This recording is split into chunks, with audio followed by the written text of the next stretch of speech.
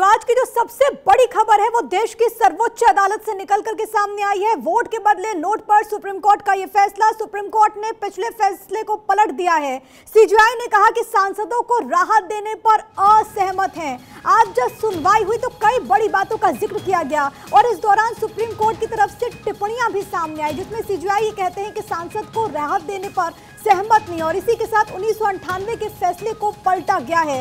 ये अपने आप में बहुत महत्वपूर्ण होगा। जिस तरीके से हाल में कई सारी घटनाएं निकल करके सामने आई हैं, वोट के बदले नोट देने का ये पूरा मामला और इसी को लेकर के दरअसल इस दौरान जब सुनवाई हुई तो तमाम तरह की जो याचिकाकर्ता थी उनकी तरफ से तमाम तरह की बातों का जिक्र किया गया। लेकिन सबसे बड़ी बात है कि इस पूरे मामले में सुप्रीम कोर्ट ने एक लाइन खींच दी है और ये भविष्य के लिए भी एक नजीर के तौर पर प्रस्तुत होगा। सुप्रीम कोर्ट ने इस दौरान कहा, सीजेआई ने कहा कि हम इस पूरे मामले को पलट रहे हैं। क्या कुछ एडवोकेट्स का कहना है, आपको एक बार सुनवा। कोर्ट ने कहा है कि ये पैसा लेके वोट करना और पैसा लेके सवाल पूछना ये पार्लियामेंट्री डेमोक्रेसी के लिए जहर के समान है। ये पार्लियामेंट्री डेमोक्रेसी के लिए कैंसर है, इसलिए इसको रोकना बहुत जरूरी है। और आज स्पष्ट कर दिया है, अब किसी भी विधायक को या किसी भी सांसद को पैसा लेके पार्लियामेंट में कुछ भी करने पे कोई इम्यूनिटी नहीं होगी। उसको नॉर्मल जैसे एक क्रिमिनल के खिलाफ केस चलता है, एक भ्रष्टाचारी के खिलाफ केस चलता है, वो भ्रष्टाचारी के खिलाफ केस चलेगा।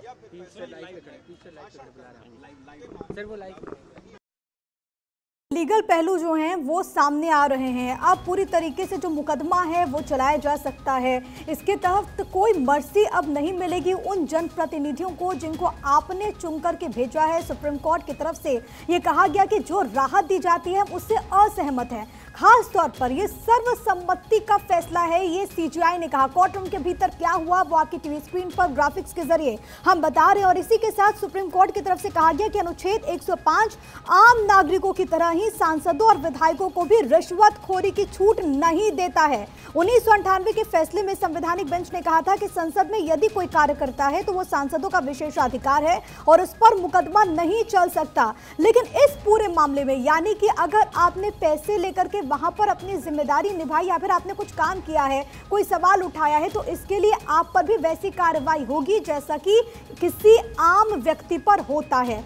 मेरे साथ सुमित मेरे सहयोगी लगातार बने हुए। और सुमित, क्योंकि हाल में खासतौर पर महुआ मोइत्रा का जिस तरीके से केस आया था उसके बाद तमाम तरह की बहस चली। अब इस पूरे मामले में ऐसे जो तमाम केसेस हैं जिस पर इन्वेस्टिगेशन अभी चल रहा है, क्या उस पर अभी कोई भी इफेक्ट पड़ता हुआ नजर आ रहा है या फिर ये अब आज से लागू हो जाएगा?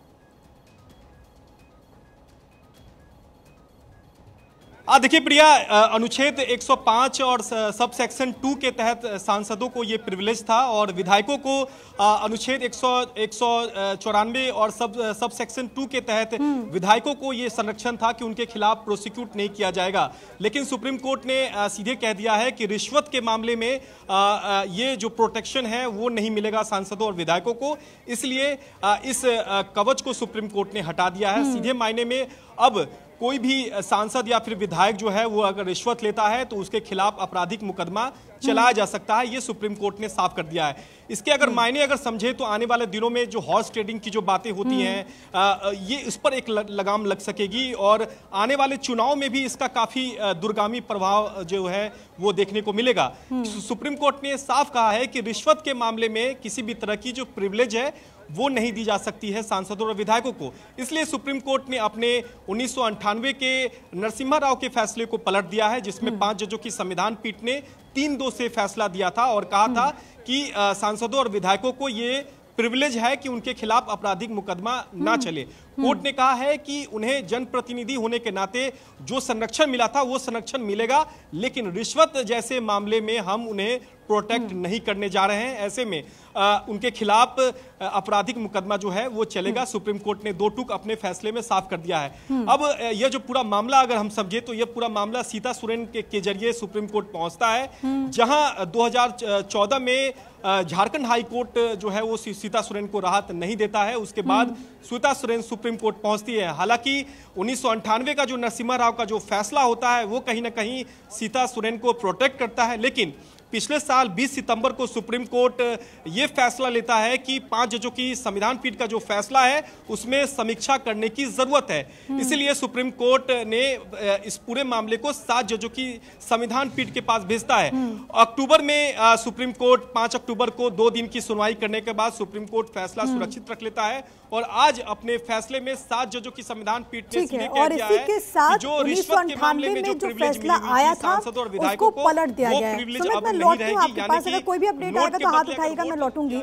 लेकिन संदीप मिश्रा जी हमारे साथ लगातार बने में बतौर संविधान विशेषज्ञ। संदीप जी, सुमित ने बहुत एक महत्वपूर्ण बात का जिक्र किया कि आज कोर्ट रूम में जब सुनवाई चल रही थी तो ये कहा गया कि संविधान के लिए हर कोई बराबर है, सिर्फ इस बिनाम पर कि आप एक जनप्रतिनिधि हैं, अगर आप पर कोई मुकदमा भ्रष्टाचार या फिर रिश्वतखोरी के नाम पर नहीं चल सकता तो जाहिर है कि इसको बदलना बहुत जरूरी है। इसका प्रभाव आप बतौर संविधान विशेषज्ञ आने वाले वक्त पर कैसे देखते हैं और क्या हम ये कह सकते हैं कि राजनीति के लिए आज से एक नई लाइन यहाँ पर और नई लाइन और लेंथ यहाँ पर तय कर दी गई? मानना पड़ेगा कि जब से माननीय प्रधानमंत्री श्री अमित शाह जी आए हैं तब से एक जो कहते हैं कि जो वीआईपी कल्चर थी उसको खत्म करने के लिए उन्होंने बहुत सारे कदम उठाए। उसी दिशा में एक कदम आज हमें सुप्रीम कोर्ट के अंदर देखने को मिला जब अटॉर्नी जनरल, क्योंकि अटॉर्नी जनरल जो होते हैं और सॉलिसिटर जनरल जो होते हैं गवर्नमेंट का पक्ष रखते हैं, तो सरकार का रुख साफ साफ था कि कहीं से भी 1998 के जजमेंट को प्रोटेक्ट करने के लिए नहीं था। वेंकटरमणी जी ने कहा कि भाई एक फंक्शनल टेस्ट का उन्होंने इवोल्यूशन किया कि भाई जो जरूरी संसद की कार्यवाही है उसी तक पार्लियामेंट्री प्रिविलेजेज होने चाहिए। तो फिर इस पर जो है तुषार मेहता जी ने भी उसी व्यू को सपोर्ट किया। तो हमें ये समझना होगा कि सुप्रीम कोर्ट के अंदर जो फैसला आया है उसमें केंद्र सरकार ने भी पूरी तरह से सहयोग किया है कि पार्लियामेंट्री प्रिविलेजेस किसी तरह से करप्शन को प्रोटेक्ट करने का हथियार नहीं बनना चाहिए। और आप देखेंगे कि जो भी मुद्दे उठाए गए हैं आज ये सब जजमेंट अभी जब अपलोड हो जाएगा तो जनता के बीच डिटेल्स डिस्कशंस आ जाएंगे कि सुप्रीम कोर्ट के अंदर क्या बहस हुई है। लेकिन केंद्र सरकार का रुख इसमें बहुत ही महत्वपूर्ण रहा है, शायद इसीलिए हम ये फैसला देख पा रहे हैं जो आज हम देख रहे हैं। ठीक है, ये बहुत महत्वपूर्ण आपने बात कही। मैं लौट रही हूँ आपके पास। हमारे साथ हमारी पॉलिटिकल एडिटर अदिति नागर भी इस वक्त मौजूद है तमाम जानकारी के साथ। अदिति, क्योंकि इस पूरे मसले पर एक लंबी बहस चली है, लेकिन आज सर्वोच्च अदालत का जो फैसला है और भविष्य में इसका असर आप कैसे देख पा रही हैं? असर आपने पिछले दिनों में कई बार ऐसी स्थितियां देखी होंगी, ऐसे मसले भी उठे हैं जब संसद की कोई महत्वपूर्ण जानकारी हो, चाहे वो किस तरह के बिल संसद में पेश होने हैं, तमाम तरीके की चीजों को लेकर कई जानकारियां बाहर गई हैं और उस पर ये सवाल उठे हैं कि ये जानकारियां पैसे लेकर दी गई हैं। उससे बड़ी बात है कि वोट से नोट का मसला आज का नहीं है, ये लंबे समय तक चलता आ रहा है। और जब किसी ऐसी स्थिति की सफाई और उसमें बदलाव या उसमें रेवोल्यूशन या उसमें चीजों में बदलाव लाना है, रिफॉर्म लाना है, तो रिफॉर्म तभी आएगा जब उसमें इन्वॉल्व आदमी, जो स्थिति में बैठा हुआ आदमी, उसको बदल सके। अब देखिए, सबसे महत्वपूर्ण बात है कि जैसी चर्चा हो रही है कि 1998 के दौरान का जो बिल है, सुप्रीम कोर्ट जो फैसला है वो सुप्रीम कोर्ट ने बदल दिया। पैसे लेकर सदन में वोट देने वाले सांसदों, विधायकों की अब खैर नहीं। हर राज्यसभा चुनाव में आप देखते हैं, अब ये हाल ही का एग्जाम्पल है चंडीगढ़, कि हम ये नहीं कहेंगे कि ऐसी स्थिति में कोई वोट का लेन देन हुआ, पर ऐसे बहुत सारी स्थितियां पैदा होती हैं। ऐसे असंख्य एग्जाम्पल हैं जिसमें वोट के बदले नोट की बात निकल कर आती है। ऐसी स्थिति में सीता सोरेन बनाम भारत सरकार मामले में सुप्रीम कोर्ट की 7 जजों की बेंच ने एक ऐतिहासिक फैसला सुनाया है और उसका असर बहुत ज्यादा होगा। जो आगामी, जो जिसे बोलते हैं कि पॉलिटिक्स अगर साफ है, पॉलिटिक्स पारदर्शी है, पॉलिटिक्स ट्रांसपेरेंट है, तो चीजों की स्थिति जो है वो अलग तरीके का देश का भविष्य होगा। और ट्रांसपेरेंसी की जो इम्पोर्टेंस हम देते हैं कि कितना ट्रांसपेरेंट सिस्टम है, वो तमाम बातें यहाँ पर निकल कर। बिल्कुल अदिति, मैं लौट रही हूँ आपके पास, लेकिन सुमित मेरे साथ, मेरे सहयोगी, क्योंकि ग्राउंड जीरो से लगातार मौजूद है। सुमित कुछ कहना चाह रहे हैं, अधिवक्ता भी आपके साथ। जी बिल्कुल, देखिए इस पूरे मामले में इंटरवीनर थे, क्योंकि पिटिशनर इसमें सीता सोरेन थी, तो उसके विरोध में इंटरवीनर थे अश्वनी उपाध्याय। उनसे बात कर लेते हैं। इस फैसले पर सुप्रीम कोर्ट ने क्या कुछ कहा है और इसके दूरगामी क्या कुछ परिणाम निकलेंगे अश्वनी जी? सुमित जी, आज का फैसला बहुत ऐतिहासिक फैसला है। पहली बात इसलिए ऐतिहासिक है, 7 के 7 जजों में कोई डिफरेंस ऑफ ओपिनियन नहीं है। 7 के 7 जजों ने जो नरसिम्हा राव केस का जो फैसला था उसको पलटा है। नरसिम्हा राव केस में क्या हुआ था, 5 जजों में से 3 जजों ने बोला कि नहीं, एमएलए एमपी पार्लियामेंट में जो कुछ भी करते हैं उनको इम्यूनिटी रहेगी।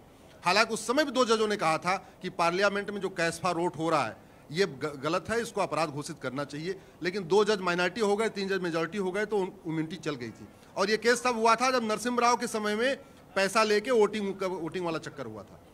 आज सुप्रीम कोर्ट के 7 जजों ने कहा है कि पैसा लेके वोट करना या पैसा लेके सवाल पूछना या पैसा लेके पार्लियामेंट में स्पीच देना, ये 3 का तीनों ही अपराध माना जाएगा। अगर कहीं से ये प्रूव हो गया कि कोई सांसद या विधायक जो पार्लियामेंट में वोटिंग कर रहा है उसके पहले पैसा ले चुका है, या पार्लियामेंट में जो सवाल पूछ रहा है उसके पहले पैसा ले चुका है, या पार्लियामेंट में जो स्पीच दे रहा है अगर उसके लिए पैसा ले चुका है, उसको बिल्कुल करप्शन माना जाएगा। ये भी कहा है कि ये डेमोक्रेसी में जहर के समान है। बिल्कुल, सुप्रीम कोर्ट ने कहा है कि जो करप्शन है और खासतौर पे एमएलए एमपी के द्वारा, ये डेमोक्रेसी के लिए पॉइजन है, ये डेमोक्रेसी के लिए कैंसर है, इसको बंद करना बहुत जरूरी है। इसलिए उनके खिलाफ वैसा ही मुकदमा चलेगा जैसे हवलदार, थानेदार, पेशकार, तहसीलदार के खिलाफ चलता है। और अच्छी बात यह है कि एमएलए एमपी के लिए अलग से कोर्ट बनी हुई है जिसमें उनका मुकदमा साल भर के अंदर डिसाइड होता है। वो मेरी पीआईएल पे पहले बन चुकी है।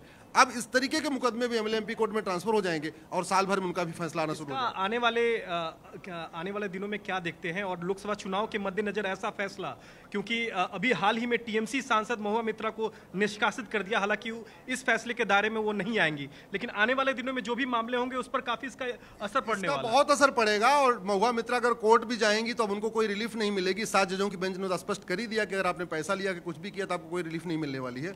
अच्छी बात यह है कि आने वाले टाइम में जो सांसद विधायक पैसा लेके एक बहुत महत्वपूर्ण बात है क्योंकि इस पूरे मामले में हस्तक्षेप करता है और उन्होंने बताया कि कोर्ट रूम में क्या कुछ हुआ है। बहुत धन्यवाद आपका, हमारे साथ तमाम सहयोगी जुड़े, उनका बहुत शुक्रिया।